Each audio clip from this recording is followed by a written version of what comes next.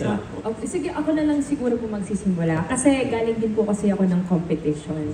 Sumali po ako ng Popstar Kids I think I was 11 or turning 12. It wasn't easy at that time kasi medyo iba pa yung panahon kasi before eh. Talagang pagka nag-auditions ka, like kailangan pupunta physically doon mismo doon sa audition site. And before, sa isang variety show, this was SOP pa back then. And then parang naalala ko, parang may satellite area sila doon sa isang mall. Tapos nagkataon nandun kami ng family ko, like ako si mama, yung isang kong kapatid. Tapos, nalala ko, sabi ko, parang may auditions ata dun sa sige mama, try ko nga, ganyan. And then, di ko doon naman talaga ina-expect kasi wala kaming dalang anything, wala kaming dalang requirements, like ID picture, something like that. Tapos, sige, okay na yan. Tapos, pinapasa kami ng isang talent coordinator doon kasi parang isa naman ako doon sa mga nauna.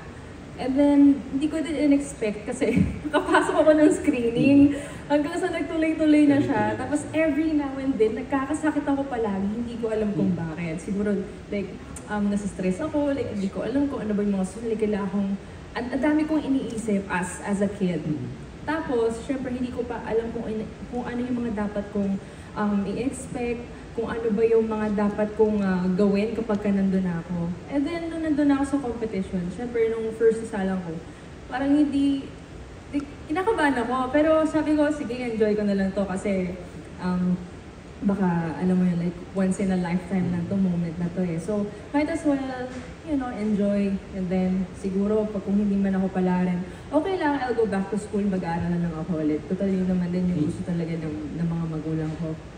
And then, hanggang sa nagkaroon ako ng callback. Hindi ko rin to ina-expect. Sabi ko kasi parang hindi talaga to para sa akin.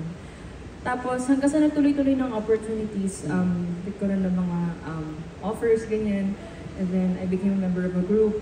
And then, I became a mainstay of variety shows. Tapos, I also had a chance to make my own album, mga singles, ganyan.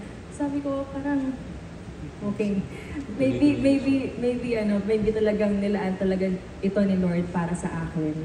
There were certain hardships kasi parang minsan hindi ko alam kung saan pupunta yung journey ko. Kasi bata pa nga ako, di ba? Tapos darating sa awkward stage, parang darating din sa point na parang wala nangyayari or like, dapat bang mag-stop na lang ako, mag-quit na lang ako siguro. Tapos sabi ko sa sarili ko, hindi, kasi binigyan ako ni Lord ng ganitong klaseng opportunity. Binigyan ako ni Lord ng ganitong klaseng mga talento, so I'm going to use it. Kasi ginamit niya akong instrumento para makapagpasaya ng mga tao and makapag-inspire ng mga tao, especially ng mga kabataan. So yun yung parang naging, feeling ko ito yung purpose ko in life. It's really to inspire them through my craft. And I'm happy because I'm still doing it. And I'm still here. Sige po, pwede mag-share na kanila nga. Sige.